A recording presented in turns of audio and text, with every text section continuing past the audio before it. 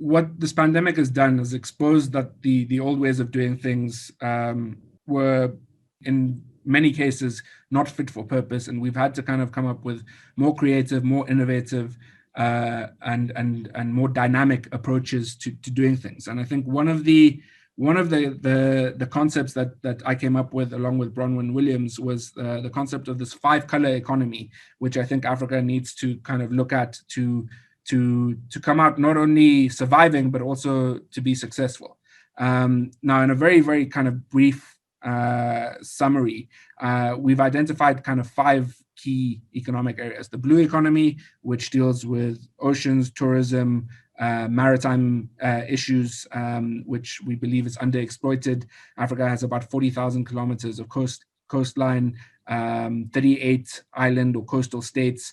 And this is something that I think can be really catalyzed. It can help in terms of employment. It can help in terms of energy security, and it's untapped. So number one is the blue economy. The next, quite logically, is the green economy, where, this is something that can address Africa's issues around food security, around renewable energy.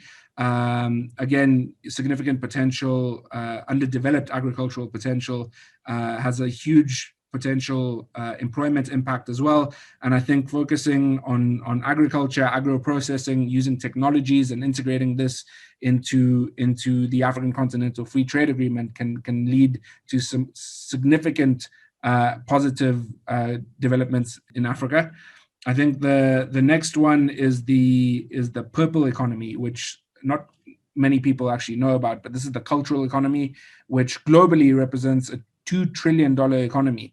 If we look at the examples of some of the other countries in the world, Japan and South Korea, which exports K-pop as a cultural kind of product, I think there's significant potential here. And we're already seeing through the likes of Trevor Noah, through the likes of Burna Boy, through the Jerusalem Challenge, through various kind of avenues, there is an appetite for African content, for African cultural content.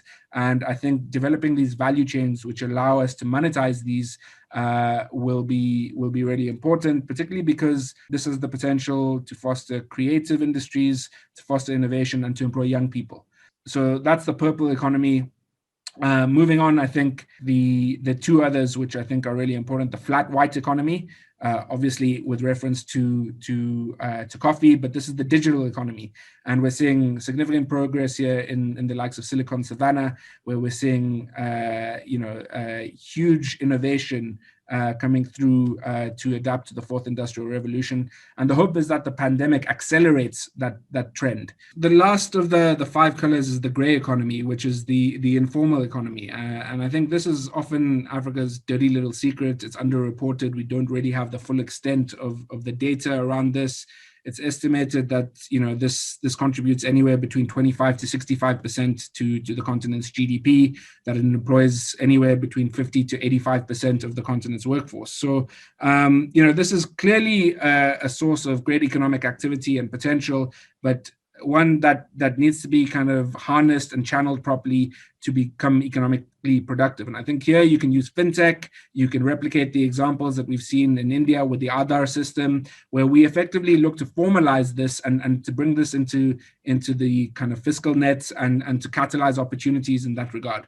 So I think that's kind of the last of the five. We've got, as I mentioned, the blue, the green, the purple, the flat white, and the gray. And I think looking at this kind of this canvas, I think we need to think creatively, differently, if we are going to thrive in this kind of post-COVID world. So, for me, that's the template that I would suggest that we use in order to kind of achieve sustainable, inclusive, and scalable growth.